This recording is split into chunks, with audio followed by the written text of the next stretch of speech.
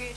Thank you very much for inviting me. It's a real pleasure to be here and to know the cast is reality, creating synergies with all of you and seeing what is happening also outside our area, which is a mountain area. So coming here to the seaside and to listen to papers, some of them are related to tourism on the seaside.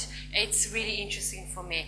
So here I put my name as the presenter of this paper, of this research. However, I would try to acknowledge the fact that a student, Valentina Pizzuto, worked with me on this research. She's a bachelor student, she just graduated. She came into my office last year saying, I would try to do a thesis with you on reviews, online reviews. And I said, well, I'm really interested into uncontrolled positive promotion, so let's work on TripAdvisor, let's work on uncontrolled positive promotion on the case of over-tourism. And she collected all of the data, so the data that I'm presenting here actually were collected by a student called Valentina Pizzuto. So what we're talking today is talking about really the connection between positive promotion and over-tourism. Over-tourism is an important and emerging issue nowadays. Many articles and newspapers and magazines are talking about over-tourism, and few papers are now out in academic paper and academic journals on over-tourism. It's a phenomenon that still needs to be really identified. The definition still doesn't exist, but we've got a description of the phenomenon, and we're going to see in a minute the description of the phenomenon, how we can describe the phenomenon. Why have we arrived to situations of over-tourism in different destinations across the world? First of all, in Italy, for example, Venice, there has been a big debate about over-tourism in Venice. Amsterdam is also debating about this over-tourism issue.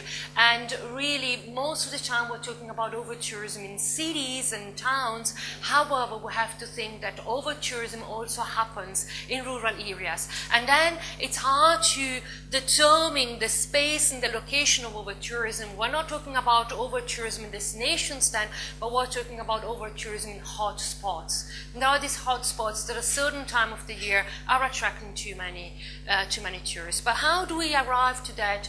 Well, number one, the prices were getting towards affordable prices. I don't want to blame low-cost airlines, but low-cost airlines are definitely enriching that. I don't want to blame Airbnb, but the fact that through Airbnb we can sometimes find accommodation which is also at affordable price is increasing the number of people that are traveling. But also, it has been said that user-generated contents or film-induced tourism can also generate areas or moments of overcrowding in tourism. And here we go to talk about the complex matter of over-tourism, because over-tourism has been studied in the past in a sense with overcrowding, carrying capacity, and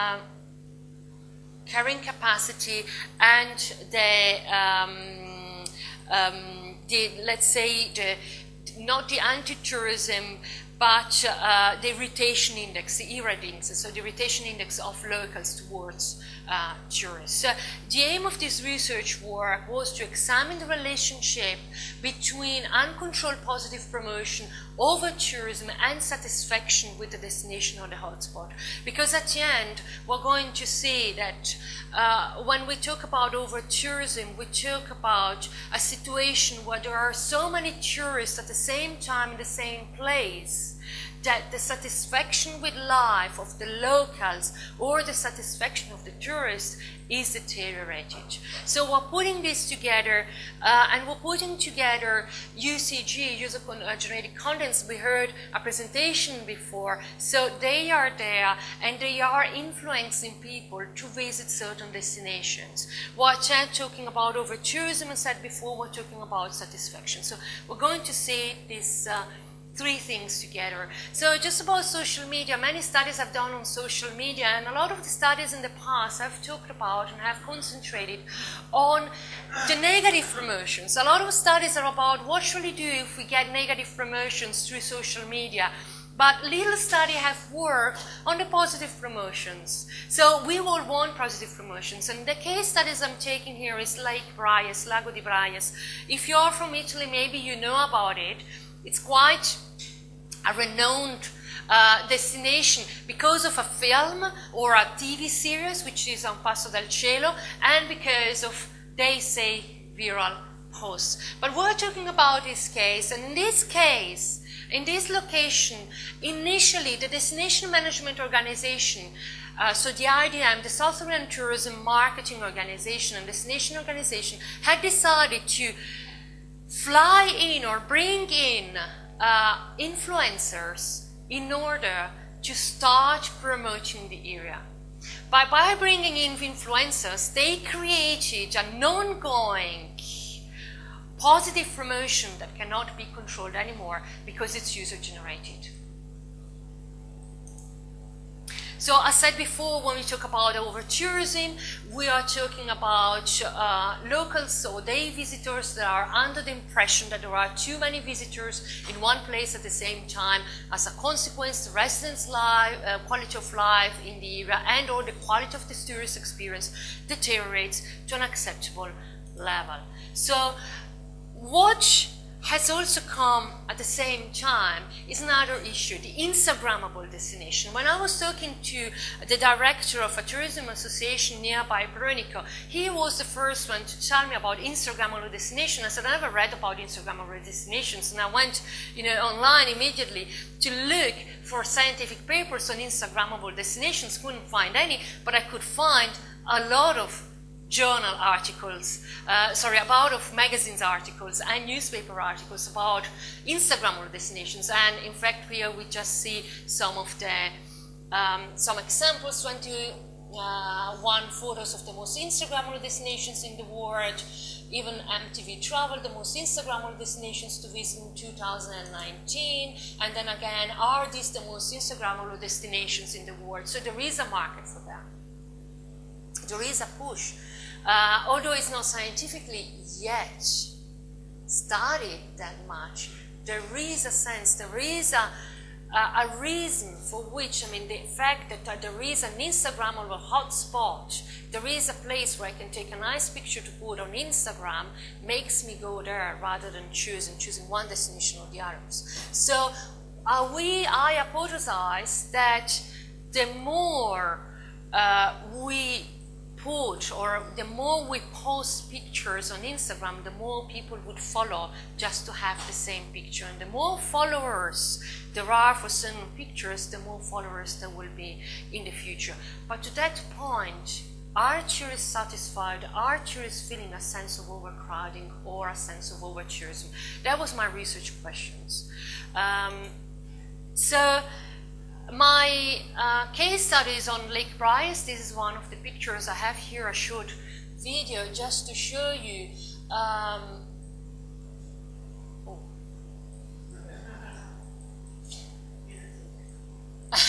Well, if you know it, or you can go and see, these are just aerial view that were taken for the TV series Ad un Passo dal Cielo. I don't know if you are, aware of it. Ad un Passo dal Cielo, Terence Hill was part in the cast of Ad un Passo dal Cielo, and here is just how they.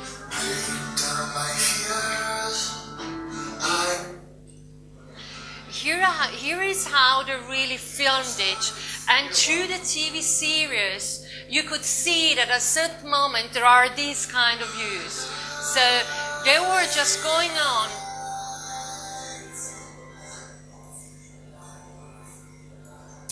They were just showing, the tourism management organization.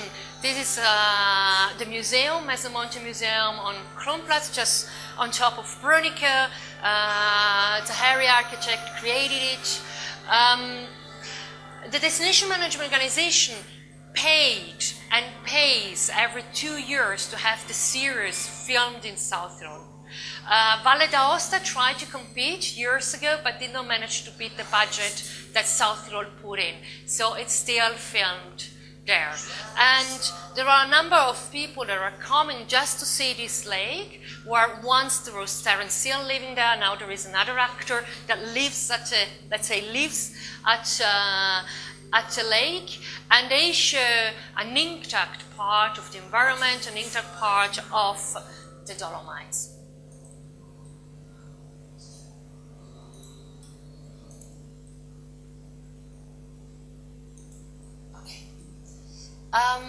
So this is the case study. We went on Instagram to see how they perform now. When we talk about South Tyrol, we've got a problem, which is 3 languages, because every destination has a name in Italian, every destination has a name in German, every destination then is also translated in English somehow, which sometimes is a mixture between the 2 languages. So we went on the hashtag Lago di Braies and Praxo Wildersee, and you can see here the number of followers of the one in Italian, 264,000, not the followers, but around 264 posts, while the German one is 70,000 and something, almost 71,000. So there are more in Italian than in German, and that is also due to the movie. It's also due that anyway Italian tourists prefer this type of destinations, this idyllic landscape in the mountains, these idyllic landscapes that can be reached by car, which creates much more problems in over-tourism and accessibility. Although there are not many. I mean, we were talking, and the idea to go on Lake Braies has been because I was talking to the owner of the hotel at the lake. There is only one hotel at the lake, and by talking to her, she told me, we can't stand this situation anymore. We have buses and buses arriving at the lake. The tourists are just getting out. They're looking at the lake, they're taking a picture, they're using our bathrooms and toilets and restrooms. They don't even drink a coffee, and they get out of the lake. And this is our garden, because initially the family that owns the hotel was also owning the lake. But now the lake is part of a nature park, and by being part of the nature park, the lake has been given to the province. But they still feel it's their garden, it's their lake, and they're saying, anyway, nobody really goes and takes care of the lake, it's us going and taking care of the lake. Not only is now part of a nature park, San Esfanes and Braies, but is also part of UNESCO. So there is also that effect, and it's, of course, 1,495, reaching easily by car. It's reaching easily by car, but it's also dead end. You can see there is the Pusso Valley. You come here and the only thing you've got is the lake. So it's the end of a road, and that's a problem of accessibility. That's a problem also of parking. So they decided,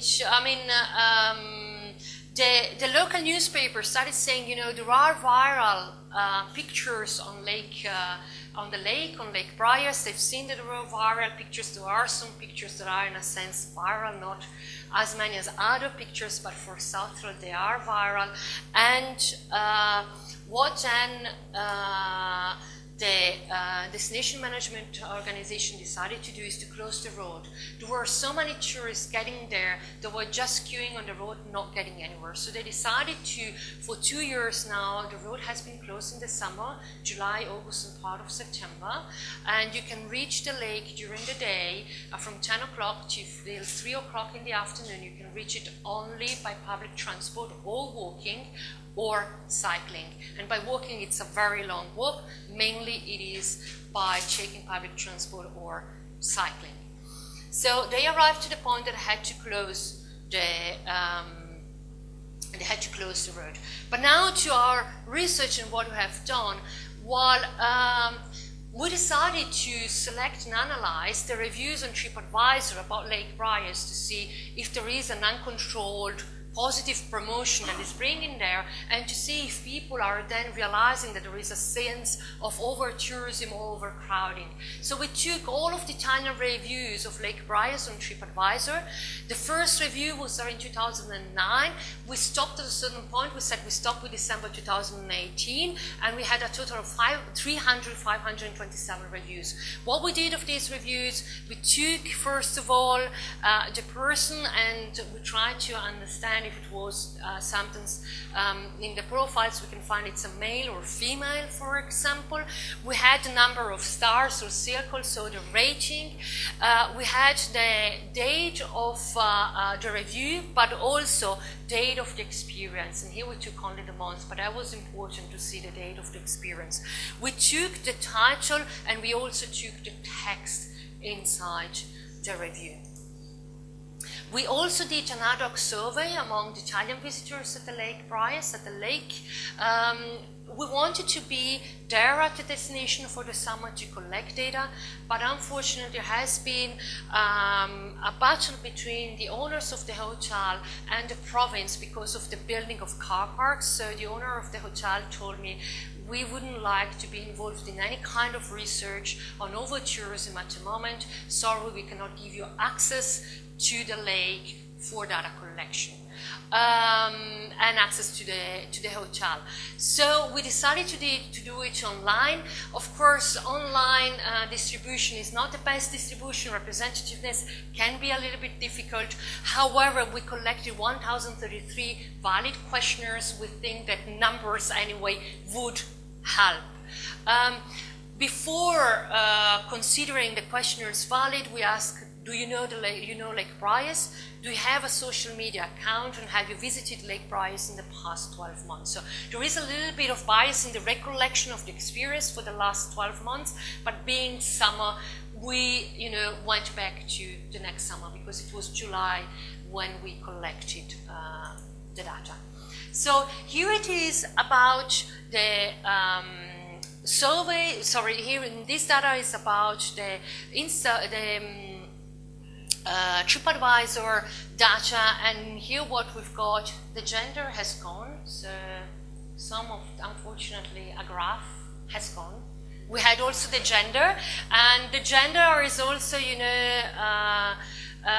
we had a mixture between males and females, slightly on female, but it was pretty much 50-50, and date of actual experience, you can see that the reviews increase with years, and increase in particular in 2016, 2017, and they increase mainly in summer, so the month of August, which is also the time where people are visiting more the lake. Here is, we tried to understand, and we categorized, we coded all of the data to determine if there were references to Un Passo dal Cielo, the TV series. The TV series started in 2011. The first season was out between April and May 2011, and you can see that the first 5 references in the reviews were in 2011, to go up in 2017, to come down then to 2018. And we're going to see that 2018 is a year of drop, is a year where we've got different types of reviews. Here again, we missed part. There were other things that were there, but what we did, we took the titles of the reviews, and we tried to do some word count. Now we would try to do that also on the entire reviews and only on the titles. What happens is that there is a lot of work to be done to really work on the data or work on the text. So I managed so far to do only the titles. What is interesting, of course, it's nice, it's a lake, it's paradise, but also affollato comes in. So it's counted as a word, and it comes quite regular in. So there is already a sense of overcrowding. Unfortunately, Unfortunately, here things are missing. These were the references to over-tourism in the reviews. There were 20. Can I connect to my laptop? No.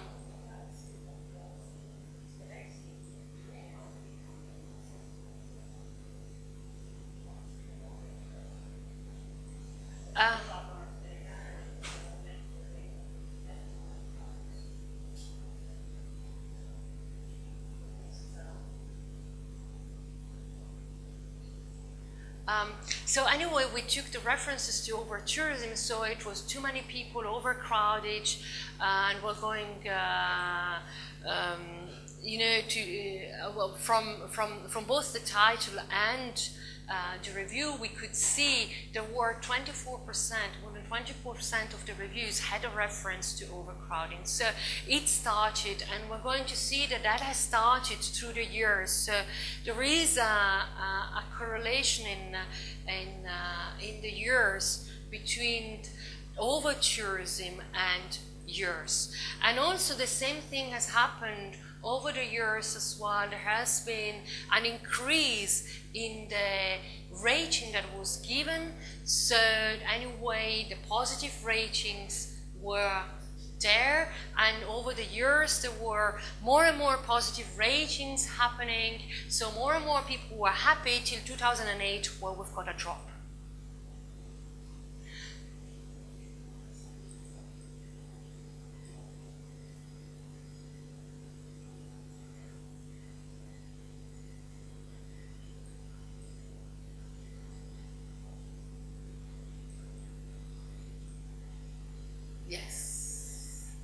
And here it's, 24% were referenced to overcrowding. We also determined if it was positive, negative, or neutral.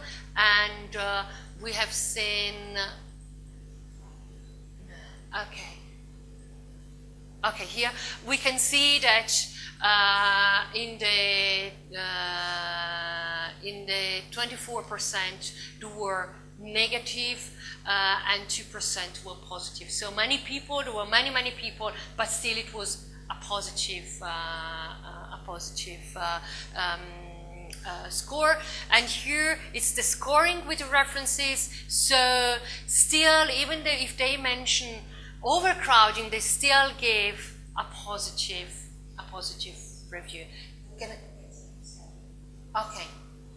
So that's the review scores. We talked about it over the years. There has been an increase and then a drop, constant drop, a terrible drop in 2008 in terms of scores. So there are people that are less satisfied with the place. So people start being less satisfied with the place.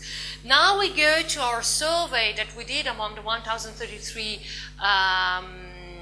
tourists or visitors. Here again we asked the months of experience, and of course being the last 12 months, most of the experience have been done or seen. The lake was visited in August, so there is a little bit of recollection bias of 1 year, and then June and July.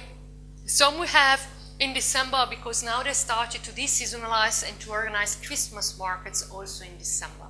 So it's attracting people also in December. The demographic profile, here we've got a strong bias towards women rather than men. So the women that reply to our online questionnaire, it's female, no many males. We tend to think that it's also because when we talk about Lake Briars, we talk about Terence Hill and we talk about magic and all that is really a fairy tale. Education, we have mainly a 57%, which is higher school or lower, and 53% that have a university degree, so we're about there. In terms of age range, anyway, we managed to get one person from 14 years old, so the minimum that you can really get to consider it reliable, up to 78. So we have a good age range anyway. We're going to see the median is 42, the mode is 40. So it's not that we only have young people answering to online questionnaires. We managed to get quite a good age range. Yes? The perception of the lake, we asked some question about the perception of the lake, and we asked them, is a place to enjoy or indulge? Did you find it too overcrowded? Then we had also a control question later on. Also, did you feel a sense of overcrowdedness? Do you find it authentic? Too advertised, too much advertisement? Did you find that you had problems to park? Difficult to reach due to the road closure, or a spot for a picture and go? And we can see here there are mixed feelings, because we've got, first of all, in terms of men, it's a place to indulge, but then also it's too overcrowded. So there were really mixture of feeling. How can you indulge and have a pleasure in a place that is also overcrowded? So what I decided to do was to do a cluster analysis, trying to understand the different groups. So the cluster analysis arrived, of course, here I did a non-hierarchical cluster analysis, I do a K-mean analysis. I wanted to divide the two groups based on something in conversion into PDF, I think, has gone again, because I had the labels. What happened? What I wanted to do is to have, a good number of clusters in order to be specific with the clusters, but also not to have too many clusters that would have become impossible to interpret. So having the above perceptions, the best clustering was with 3 groups. So we found one group, or I found one group which was at risk, which was 38% of the sample. The cluster 2 that was intact was 42%, so the majority of the sample, and then still a cluster with over-tourism, which was 20% of the cluster. What was the difference between the at-risk, and what is the difference between the at-risk and the over-tourism? The difference is that the at-risk, they found it overcrowded.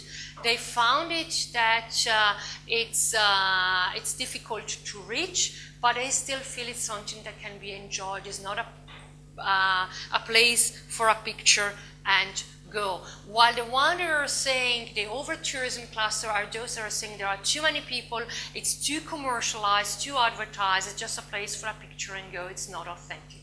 While the RD intact, they are still very much into feeling and considering the place nice.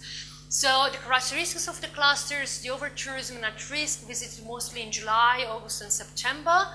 Of course, it's the peak season, felt a sense of overcrowdedness, read less review of the lake, but when do so, they read reviews indicating a situation of overcrowding. It looks like, it appears that they are more sensitive to that. They would remember that. I read it was overcrowded, and I went, and now I have some kind of prejudice, and I get there, and I found it overcrowded. We still have to investigate that, but that's a hypothesis. They post less pictures on the lake because we then asked, one of the questions, the filtering question was, do you have a social media account? And we asked them, do you post pictures of the lake? Have you posted reposted pictures of the lake on social media? The over-tourism at risk said, no, we don't, or they post less pictures and they are pushed less by the fiction. Also, the over-tourism and not the at-risk, these are the significant differences. The over-tourism group has a higher degree of education, they have university education, they are less likely to look for info on the internet, and they're also less likely to visit the lake again, unfortunately. So there is significance in that as well. Yes?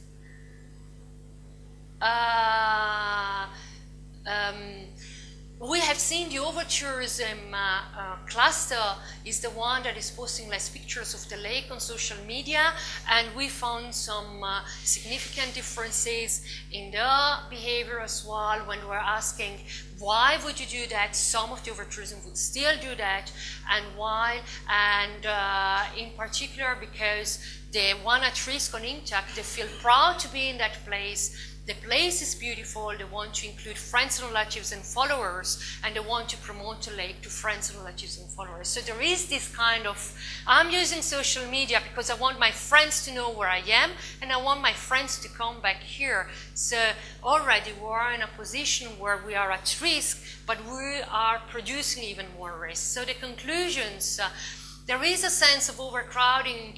As the sense of overcrowding brings to satisfaction and less loyalty in case of hotspots, so we really have to be careful on that. People who are happy and enthusiastic about the destination post pictures of the place on the internet, while the overcrowding or the group that was less satisfied and felt a sense of overcrowding are not putting then pictures. So the more people are satisfied, the more it generates more people coming to a point where there is a break, there is a threshold of people being unsatisfied, and then the local economy stays without tourism. And they were the first ones to put followers and to invite followers, to invite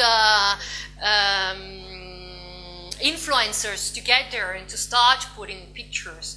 Those who feel a sense of overcrowding are more sensitive to overcrowding reviews somehow. Somehow they say they read about overcrowding reviews, maybe they were just more sensitive, and for the Lake of Briars, overcrowding is limited in time, so we have to talk about a hotspot at a certain time, not for all of the time. So finally, to conclude with this presentation, I would say that we really need to start thinking, no pictures, please, no pictures, there is a sensitive area, this is a sensitive area subject to over-tourism. And that would probably be a way to deal with that and to make sure that we can control it, although once that is geared in, it comes back only when people are dissatisfied, which is really dangerous, because we would never like to be in that situation. And that's it.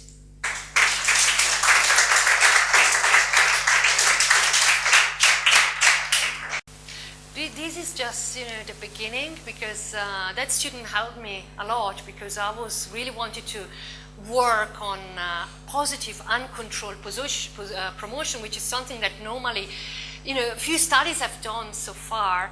And the student helped me a lot in collecting the data, because then she created her bachelor thesis with the data, and still has to work. She provided me, she left me with the data. I still have to really work on all of the text that I've got from the reviews, which is taking ages to really clean the data, and also the 1033 questionnaires. While when I said to her, well, we cannot go to the lake, we don't have permission, well, we could have had the permission anyway because the lake is part of the nature park, but I didn't want to get into a battle with the owner of the hotel where she can help me in the future. And I thought, no, I don't want to collect data from the lake if she doesn't want me to be around the lake and around her hotel. And so I said, we do it online, and I didn't really trust it as much, the student being able and capable of collecting all of those data. And at the end I thought, I could have really paid even more attention to the questions, because I thought, it's a pilot. Let's do a pilot and let's put some questions there. But then with a number of data, I should have done a pilot first and then use the student as an influencer to really post the questionnaire online. So, but I think we've got data to work on and to start really thinking about this problem of positive and controlled promotion.